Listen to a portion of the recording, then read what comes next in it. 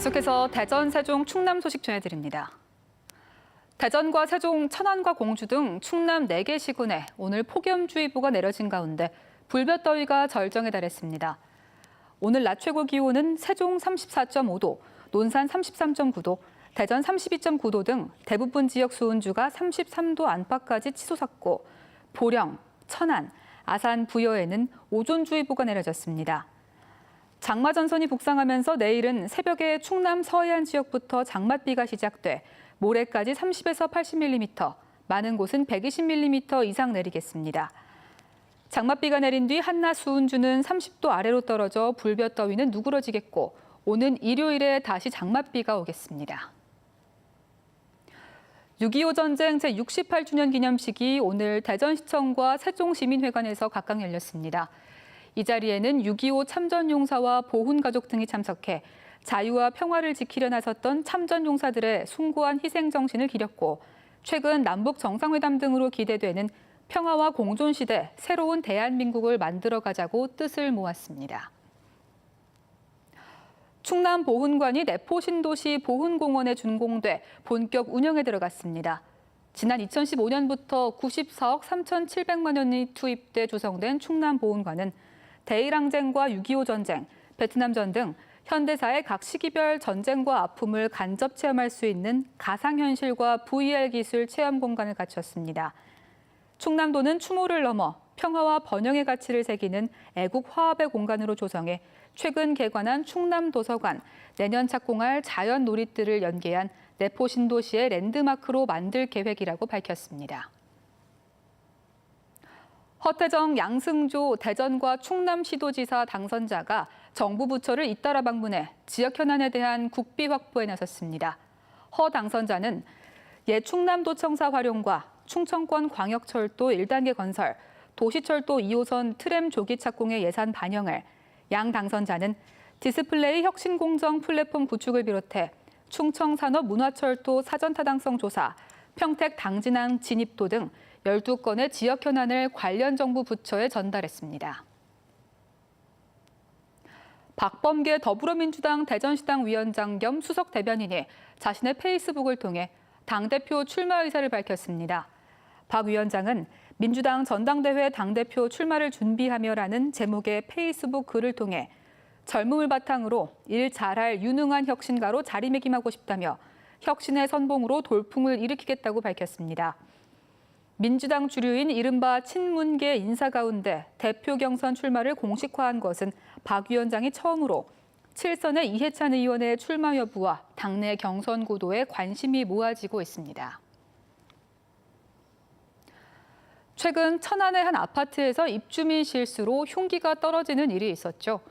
이번에는 대전의 한 아파트에서 흉기가 떨어져 경찰이 수사에 나섰는데요. 고층 아파트에서 잇따르는 물건 낙하 사고로 주민들의 불안이 커지고 있습니다. 이승섭 기자입니다. 대전의 한 아파트 단지. 지난 23일 저녁 25층 높이의 아파트 앞 산책로에 10여 센티미터 길이의 흉기가 떨어졌습니다.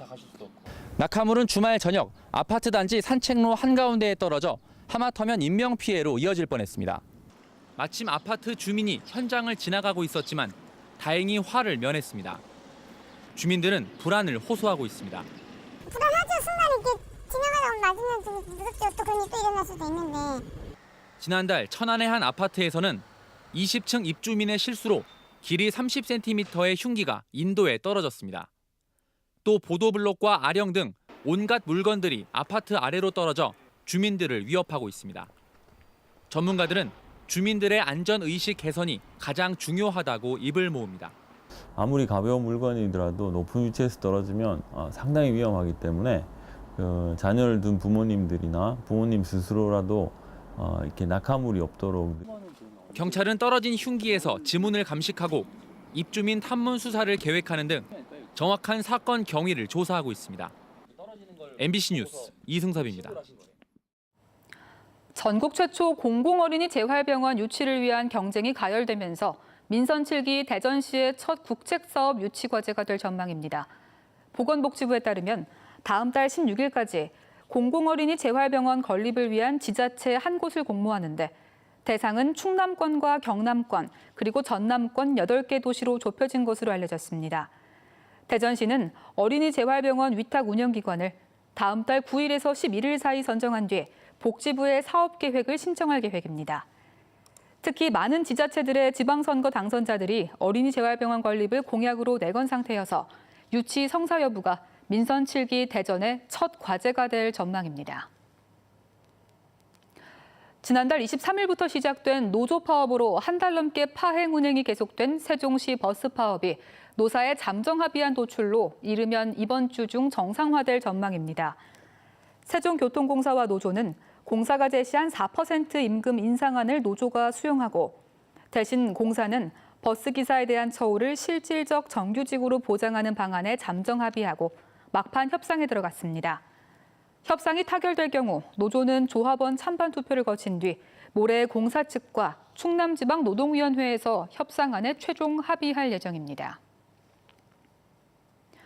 충남 당진항에 쌓여있는 대진침대 매트리스를 내일부터 천안 대진침대 본사로 옮기기로 하자 이번에는 대진침대 본사 주변 주민들이 크게 반발하고 있습니다. 천안시 직산읍 판정리 주민 20여 명은 대진침대 본사 앞에서 매트리스 반입을 반대하며 공장으로 들어가는 화물차를 막아 세우고 있습니다. 주민들은 매트리스 반입 사태가 해결될 때까지 날마다 집회를 이어갈 계획인데 매트리스 반입 작업은 기상 상태에 따라 유동적인 상황입니다. 국제과학 비즈니스 벨트 거점지구 중 하나인 대전 신동지구에 세워지고 있는 차세대 중이온 가속기 라온을 활용한 국제 공동연구 기획 사업이 본격 추진됩니다. 과학기술정보통신부는 앞으로 4년 동안 40억 원을 투입해 라온을 활용해 우주의 생성 원리와 새로운 원소 등을 연구하며 중이온 활용 암치료 기술 등 연구과제 모색에도 나섰습니다. 세계 최고 수준의 차세대 중이온 가속기 라온은 지난 2011년부터 1조 4천억여 원의 예산을 들여 대전 유성구 신동지구에 건립 중이며 이번에 발굴된 과제는 라온이 준공되는 2021년부터 본격적인 실험에 들어갑니다. 대전 세종연구원이 오늘 세종시청에서 제2회 대전 세종 상생포럼을 열고 양 지역의 상생 발전 방향과 과제를 모색했습니다. 참석자들은 민선 7기 지방자치 출범을 앞두고 대전과 세종은 물론 충청권을 포괄하는 광역 대도시권의 연계와 연대를 통한 상생 협력의 중요성을 강조하고 이를 위한 거버넌스 역할과 과제 등에 대한 다양한 의견을 나눴습니다.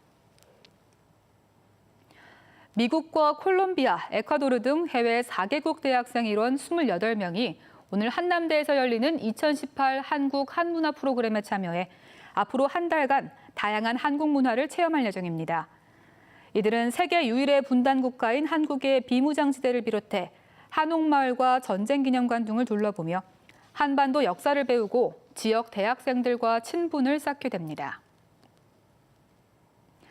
한여름에 활짝 핀 연꽃의 향연을 즐길 수 있는 부여 서동 연꽃축제가 다음 달 6일 부여 국남지 일원에서 개막합니다. 열흘간 계속되는 이번 축제에는 연꽃이 국화인 베트남과 이집트, 인도, 몽골 등 7개 나라의 연꽃도 등장해 이국적인 풍경을 선보이게 됩니다.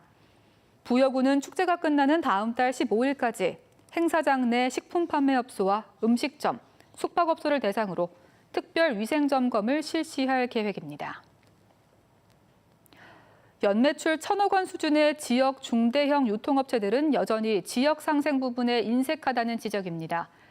대전시와 유통업계로 구성된 유통업 상생발전협의회에 따르면 대전 지역 백화점과 대형마트의 경우 지역 상생 지표가 지난해보다 소폭 개선된 것으로 조사됐습니다. 반면 복합 쇼핑몰과 쇼핑센터, 전문점 등은 인력 고용을 제외한 지역 상품 구매율과 지역 용역 발주 등에서 가이드라인에도 미치지 못한 것으로 나타나 지역과의 상생을 위한 실질적인 방안이 마련돼야 한다는 지적입니다. 지금까지 대전이었습니다.